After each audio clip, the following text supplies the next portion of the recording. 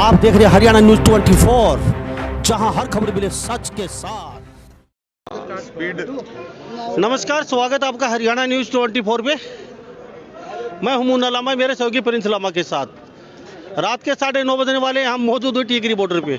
पहले मैं टीकरी बॉर्डर का दृश्य दिखाना चाहूँगा।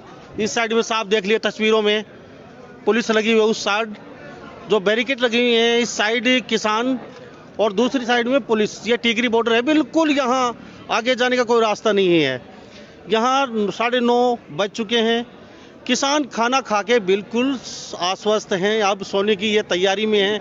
मेरे पीछे ये आप देख रहे हैं किसान, ठंड काफ़ी है और इस ठंड में भी किसान यहाँ पे आज भी यहाँ आंदोलन कर रहे हैं। आज इनका फैसला आना था, 3 तारीख का समय दे रखा था। मैं फिर बताना चाहूँगा सरकार ने कि शाम तक कोई ना कोई फैसला निकलेगा। सारे दिन सभाएं चली, वार्ता चली किसानों के प्रधानों के साथ, लेकिन कोई हल नहीं निकला। तो मेरे साथ यहाँ रवि आज़ाद भी मौजूद हैं, जो किसानों के अच्छे खासे बहुत अच्छे उभरते चेहरे हैं और युवा हैं। अच्छा बोलते हैं, बेबाक तरीके से बोलते हैं। और कई किसान यहाँ कम्बल ओढ़ के भी आए हुए हैं, साफ देख लीजिए।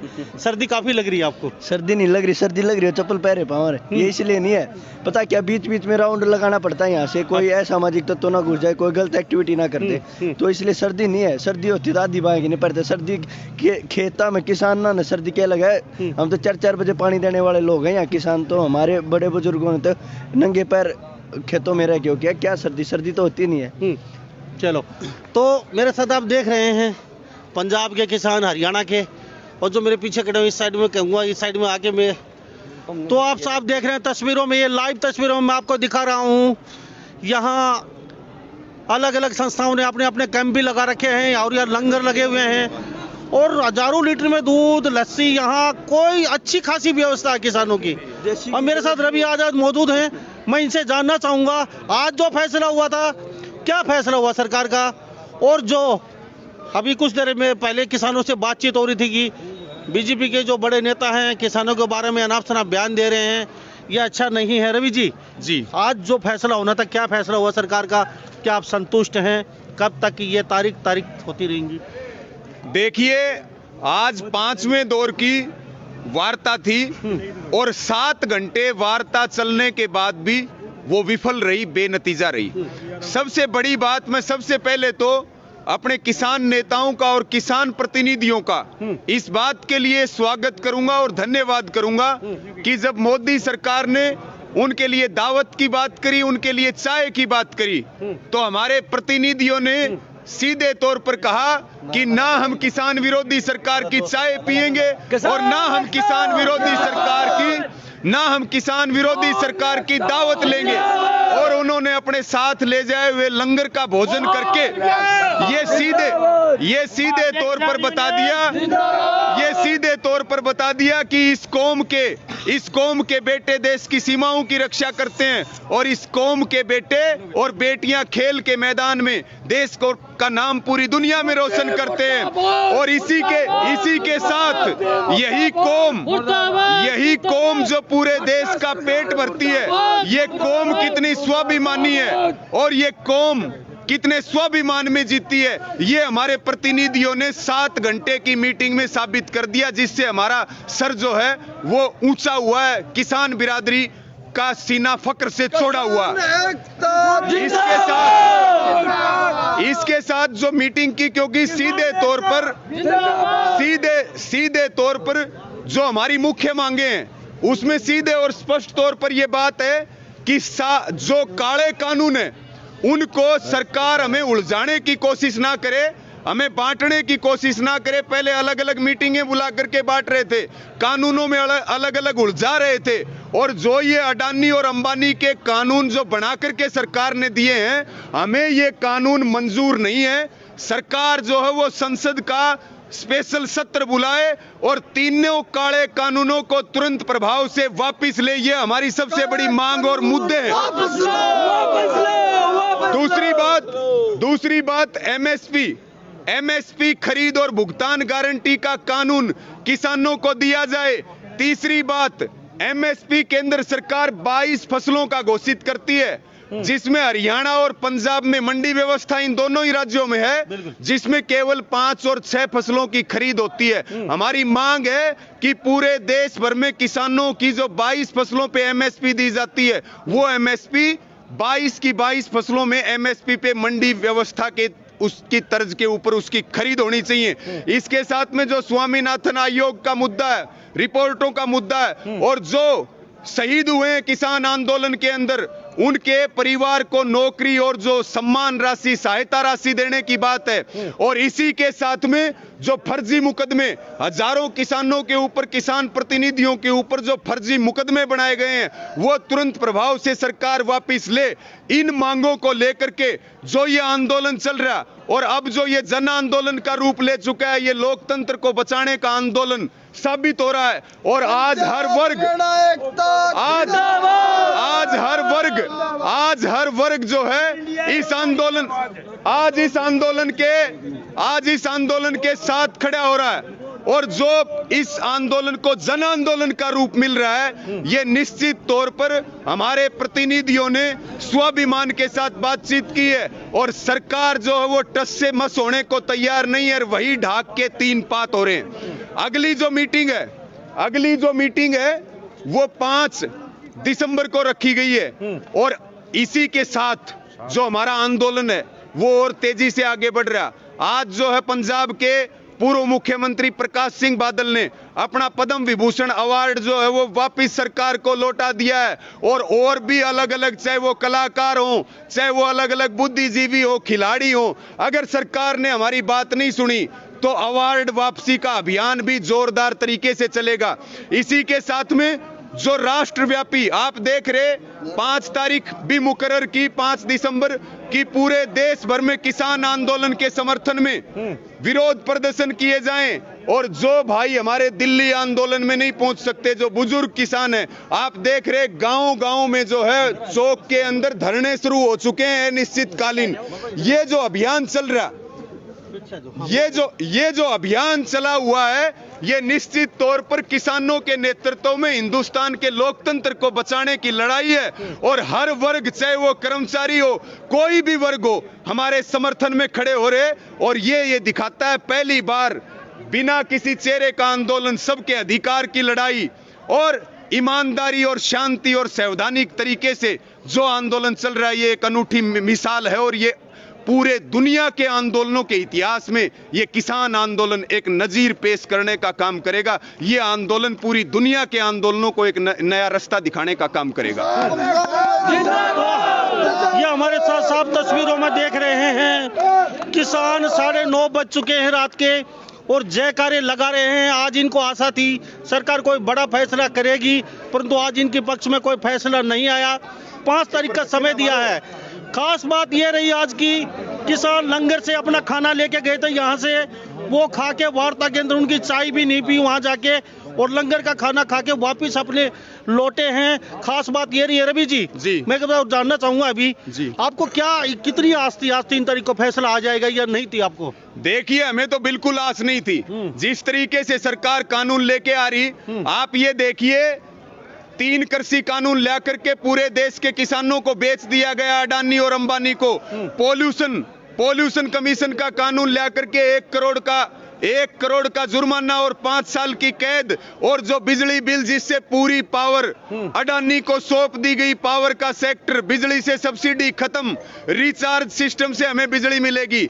ये सीधे तौर पर बात है, पहले हमारे ऊपर मुगलों ने राज किया, उसके बाद अंग्रेजों ने राज किया, और 75 साल से ज्यादा ये काले अंग्रेज हमारे ऊपर राज कर रहे। और आज हमें कहने में कोई बड़ी बात नहीं है कि ब्रिटिश सरकार में जो जुल्म हुआ करते थे, आज उसी का नजारा आजादी के 75 साल बाद में एक काले अंग्रेज हमें दिखा रहे हैं। जिन अन्नदाताओं का हम ये बार बार ये बात कहते हैं कि ये अन्नदाता हैं, जब ये देश की राजधानी में आए, सरकार से बात करने आए, तो सरकार को इनके लिए रेड कारपेट बिछा करके इनका स्वागत करना चाहिए था, ना कि भारत और पाकिस्तान की सीमा बना करके और हमारे किसान भाइयों के ऊपर अत्याचार करना चाहिए था। ये सीधे तौर पर मैं आपके माध्यम से मुझे कहते हुए कोई संकोच नहीं है, क्योंकि हम सच बोलेंगे, चाहे हमें जो सजा मिले, जो मुकदमे दर्ज हो, चाहे जेलों में जाएं, लेकिन अब हम सच बोलने से पीछे नहीं हटेंगे। मैं आपको यह भी बता देता हूं, जितने कानून मोदी सरकार लेके आ रही,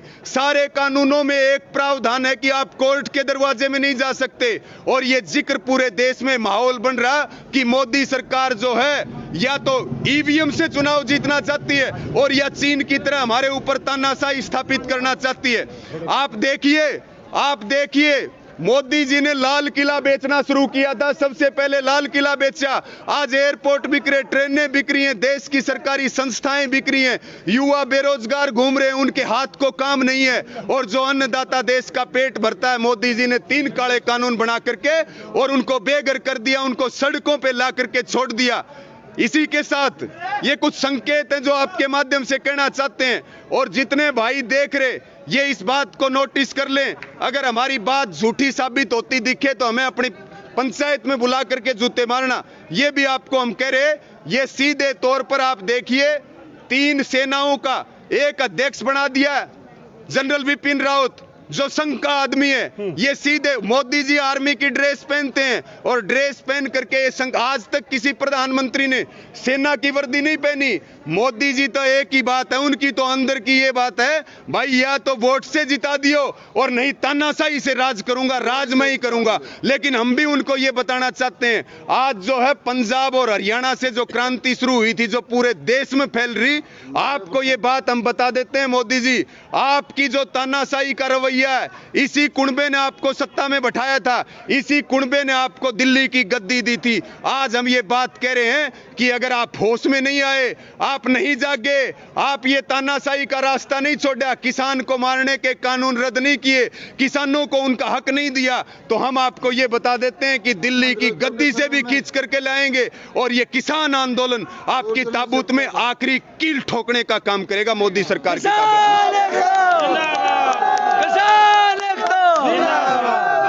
हरियाणा सरकार, तो ये किसान आंदोलन में रात के 9:30 बजने वाले हैं और आप लाइव सीधी तस्वीरों में देख रहे हैं, रात के 9:30 बजे भी कितना जोश है यहाँ पे किसान आंदोलन में, किसानों में। रवि जी,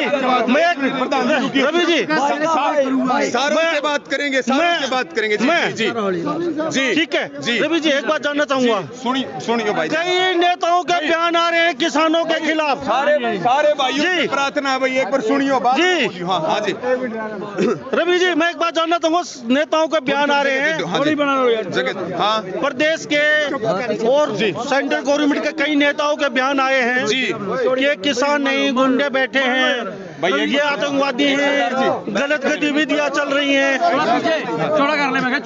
गलत गतिविधियां चल रही हैं, किसानों के प्रति कई बयान आए हैं, उनको लेके क्या कहेंगे?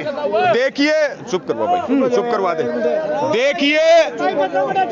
देखिए ये सीधे तौर पर हम बता रहे, आज जनरल वीके सिंह का बयान आया है और जनरल वीके सिंह ने कहा है कि ये चंदा चोर बैठे हैं सड़कों के ऊपर। और हम जनरल वीके सिंह को यहाँ टिकरी बॉर्डर से ये बात कह रहे हैं, general VK Singh ji affidavit ले लो किसानों से, जय अगली बार आप लोकसभा के चौखट का दरवाजा देख जाओ तो हमने भी किसान माता का दूध नहीं पिया।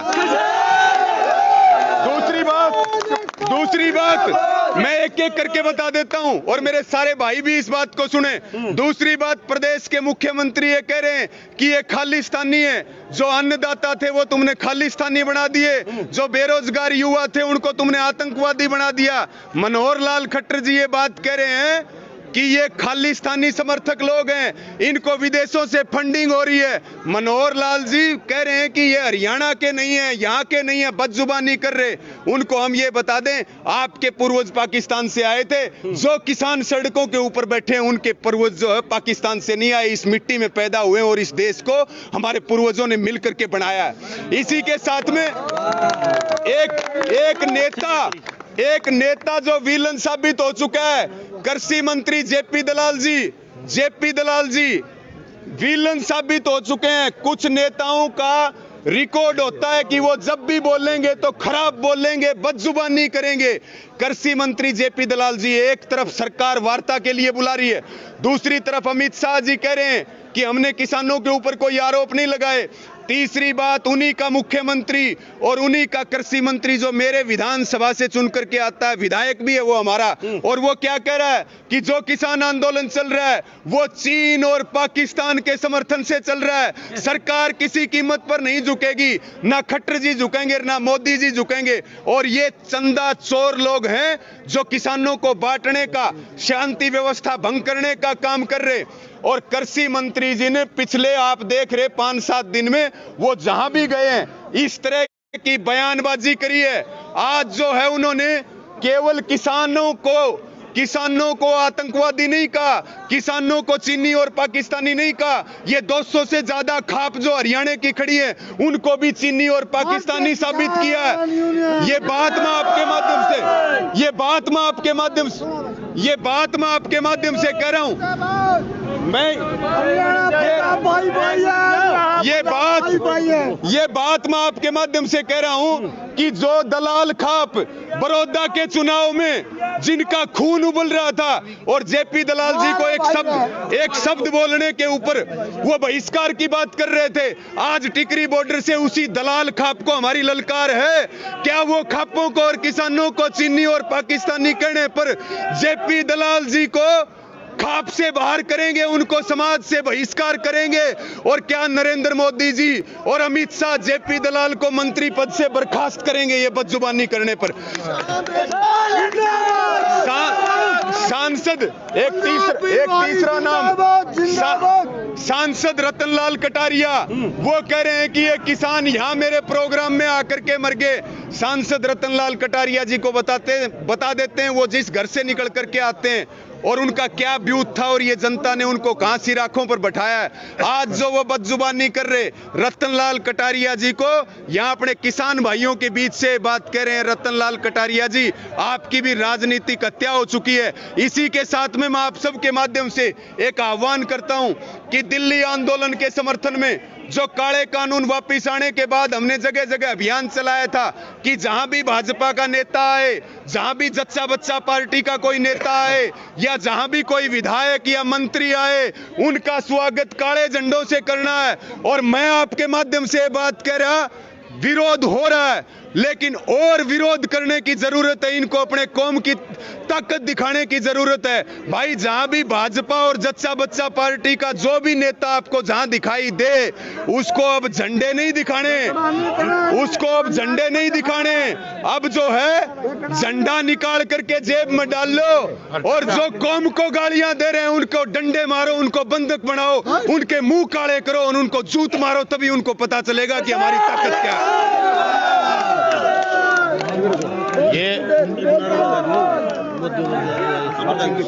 ये हम देख रहे हैं जो सरकार है ना, गलत बयानबाजी पे विश्वास कर रही है। कभी कोई सांसद कर देता है, कभी कोई मंत्री कर देता है, कभी कोई।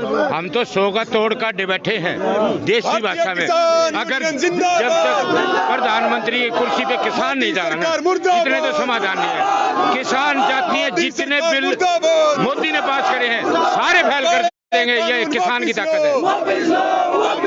जब कानून वापिस अब तो लड़ाई संसद की रहेगी, तख्ता पलट तो सोच के बैठा किसान। यहाँ से जाएंगे, एमएसपी कानून भी लेके जाएंगे और तख्ता पलट करके भी जाएंगे। तो हमारे साथ ये किसान हैं, सीधी तस्वीरों में देख रहे हैं। ये किसान आंदोलन बढ़ता ही जा रहा है। आज फैसला होना था, नहीं हुआ। किसान बता रहे हैं कि धीरे धीरे अन्य राज्यों के भी लोग यहाँ पे आना शुरू हो चुके हैं और ये आंदोलन बहुत बड़ा होता जा रहा है। और इन्होंने नेताओं के भी दो टूक जवाब दिया है। किसान आंदोलन के बारे में नेता नाप शनाप ना बोले, और ये शुद्ध आंदोलन है, शुद्ध किसान बैठे हुए हैं यहाँ पे। सीधी तस्वीरों में दिखा रहा हूँ टिकरी बॉर्डर से, रात को 9:30 बजने वाले हैं। चारों तरफ यहाँ पे देख लीजिए, यहाँ पे किसान ही मौजूद देख रहे हैं यहाँ पे। तो रवि जी, हाँ जी रवि जी, आखिर में क्या कहेंगे लोगों को? आखिर में हम एक ही बात कहना चाह रहे कि साथियों, ये लड़ाई केवल किसान की लड़ाई नहीं है। आज ये कानून लागू हो गए, आज आपको 25 किलो आटा मिल रहा है, वो आपको 100 रुपए किलो में मिलेगा। हमारी जमीनों के ऊपर कब्जे हो जाएंगे कंपनियों के, और लोकतंत्र की हत्या होगी इस देश में सरेआम। आपके माध्यम से मैं सबसे यही प्रार्थना करता हूं कि ये आंदोलन जो शुरू हुआ है, जो एक त्योहार के रूप में चल रहा, और आंदोलन मैंने पहले भी कहा कि नजीर पेश करता है पूरी दुनिया के आंदोलनों के लिए। इतनी शांति और इतनी व्यवस्था आपको कभी किसी आंदोलन में देखने को नहीं मिली होगी। आज हमारी पूरी बिरादरी सड़कों के ऊपर है, और सरकार जो ये वार्ता खेल रही है, हम सरकार को ये सीधे तौर पर बता देते हैं, जब दिल्ली के ऊपर चढ़ाई का ऐलान होगा तो मोदी जी बैठने के लिए आपको संसद भवन नहीं मिलेगा, आपको रहने के लिए अपना मकान नहीं मिलेगा, अपना निवास नहीं मिलेगा, बल्कि वहां हरियाणा और पंजाब के किसान आपको खेती करते हुए नजर आएंगे। ये भी हम पक्का कह करके जा रहे, इसमें कोई शक और शंका नहीं है। और मैं पुनः आपको एक बात कह रहा हूं, हम मांग क्या रहे थे?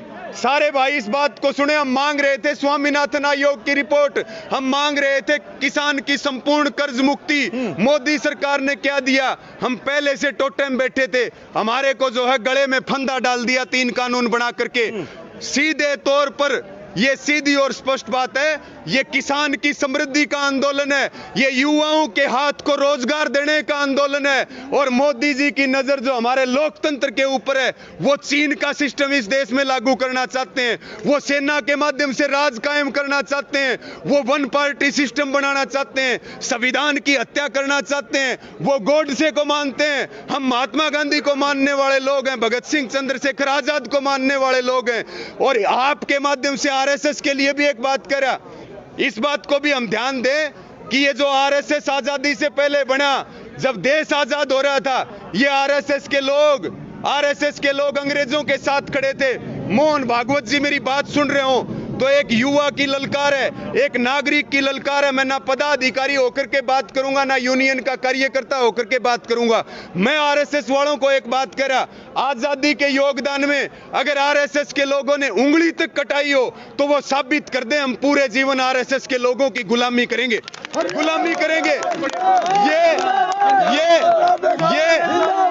ये वो संगठन है,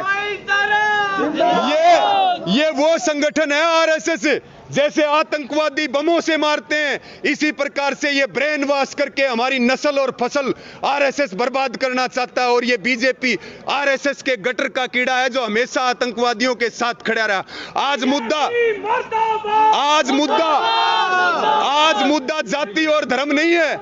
आप इस आंदोलन में देखो, 36 जात और सभी धर्म एक होकर के हम लड़ रहे, भाईचारे से लड़ रहे। जाति और धर्म के नाम पर मोदी जी, योगी जी खट्टर लड़ाना बंद करें। अब हम सच जान चुके हैं, अब अपने पेट के मुद्दों की लड़ाई लड़ेंगे, अपने आने वाली पीढ़ियों की लड़ाई लड़ेंगे, और अपने देश को मजबूत बनाने की लड़ाई लड़ेंगे। और अंत में आपको एक बात कह रहा, इस किसान आंदोलन के साथ कोई भाई नहीं खड़ा हुआ तो पूरे जीवन भर उसको पछतावा होगा कि जब देश में लोकतंत्र बचाने की लड़ाई चल रही थी तब हम उसके अंदर भागीदार नहीं थे। और आज अगर हम इसके अंदर भागीदार होते हैं, अपनी आहुति डालते हैं, तो आपको ये बात भी कह रहे, पहले कहा करते थे कि हिंदुस्तान को सोने की चिड़िया कहा करते थे।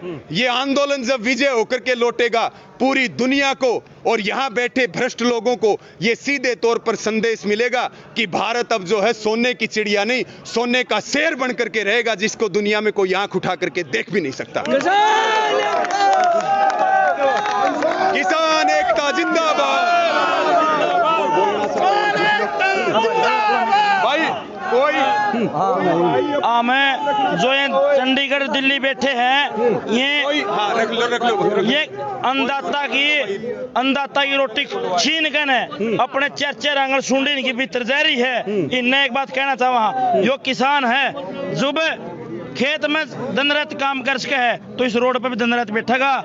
और जब तक ये नहीं मानेंगे, एक बात और है, आज यहाँ आगे डेट देवे है, आगे हम एक और मांग कर देंगे। बस स्वामीनाथन रिपोर्ट लागू और हो हमारी, हम यह और डिमांड कर देंगे।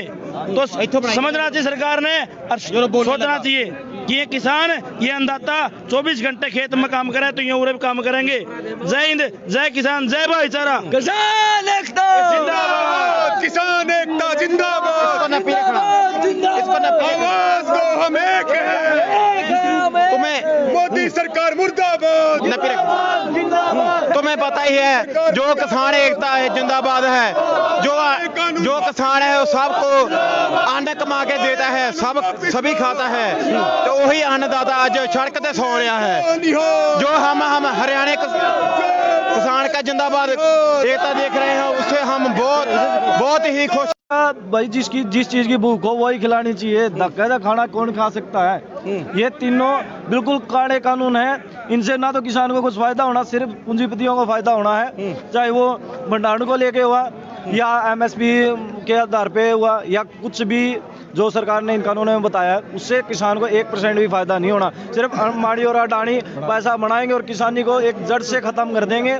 किसान सिर्फ अपने अस्तित्व को बचाने के लिए यहाँ पे खड़ा है। और सरकार ने क्या किया, यहाँ पे है ना ऐसे बॉर्डर बना दिए, ऐसे लगता है कि कोई आतंकवादी आ रहे हैं। हम आतंकवादी नहीं है, किसान है जो पूरी दुनिया का पेट भरते हैं। कृपया हमें आतंकवादी ना समझा जाए, हमारी बात को सुना जाए, हम अपनी अभी पीछे से एक बात आई और वो मैं आपके सामने रख दूं कि एक गरीब घर से उठा करके और मोदी जी को इस देश का प्रधानमंत्री बनाया और वो हमेशा कहते हैं कि मैंने चाय बेची है। आज वो चाय बेचते बेचते हिंदुस्तान की इंच इंच जमीन बेचने पर लगे हुए हैं।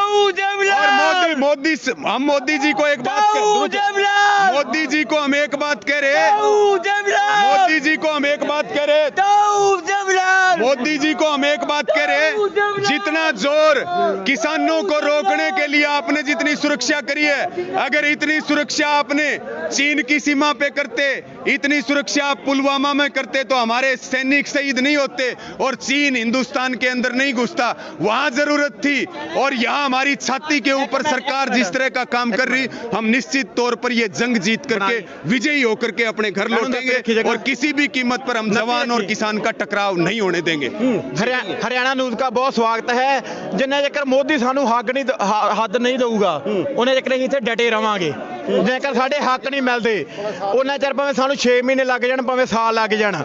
जो अन्नदाता सारे जीवन खुआता है वो अन्नदाता आज सड़कों से रो रहा है, उसे सड़कों से पैदा है। सानू हक साढ़े मिलने चाहिए, भावें सानू 6 महीने लग जान भावें साल लग जे, उन्हें कहे डटे रवांगे। जो कंगड़ा कह रही थी वे 100 रुपये से औरतें आ रही हैं, उसको बताना चाहते हैं। कंगड़ा आप नंगबना दिखा के क्या क्या कर रही हैं, वो किलो की मालिक है, उसे इतना गलत बोल रहे हैं। किसान एकता मजदूर जिंदाबाद जिंदाबाद, हरियाणा पंजाब एकता मजदूर जिंदाबाद रहेगा। हम हमारा छोटा भाई है, बड़ा भाई है, हम रल मिल के सब साथ निभा रहे हैं। कंगना के बारे में तो जो कंगना सीधे तौर पर ये कंगना रनावत बीजेपी की एजेंट है और जो हर रोज बदजुबानी कर रही और जो हमारी माताओं बहनों के लिए उसने बोला है। आज हम ये बात कंगना को कहना चाहते हैं, उसने तो मातृ शक्ति का भी अपमान किया है, उसने जो है महिला शक्ति का भी अपमान किया है। और ये इतनी छोटी बात करके कंगना को हम कह रहे हैं कि आप 100 रुपए की बात कर रहे हो, ये खेतों के मालिक हैं, आपकी तरह भड़वागिरी नहीं करते। अपना जिस्म बेच करके और अपना जमीर बेच करके कंगना रनावत बैठी है, जो हमारी माताओं को कह रहे उन्होंने ना कभी जिस्म बेचा और ना कभी जमीर बेचा। वो हमारे स्वाभिमान की प्रतीक हैं और वो इस देश की माता हैं, उनका अपमान होगा। तो कंगना को भी हम कह रहे कंगना जी सुधर जाओ, नहीं तो बंगलों से खींच करके जनता के बीच में ला करके घेर देंगे। ये बात भी आपको कह रहे हैं। हम यहाँ किसान आंदोलन के बीच में यहाँ मौजूद हैं। लगभग 9:30 बज चुके हैं रात के। किसान यहाँ आंदोलन में देख रहे हैं किस तरीके से इस समय कड़कती ठंड में पूरा जोश है किसानों में। और किसानों ने कहा है चाहे 5 तारीख दीजिए, चाहे 10 तारीख दीजिए, चाहे 50 तारीख दीजिए, हम यहाँ से टस से मस होने वाले हैं। हम सरकार से भी अरदास करेंगे हमारी बात पहुंचे, किसानों का हल जल्दी समस्या हल की जाए। कड़कती ठंड में यहाँ मौजूद है, ये अपने बीवी बच्चों के पास पहुंचे, अपनी खेती करें, इनकी समस्या जल्दी सरकार द्वारा सुन लेनी चाहिए। तो सभी इन बातों के साथ मैं मुन्ना लांबा मेरे सहयोगी प्रिंस लांबा के साथ हरियाणा न्यूज 24। नमस्कार, जय हिंद। आप देख रहे हैं हरियाणा न्यूज 24, जहां हर खबर मिले सच के साथ।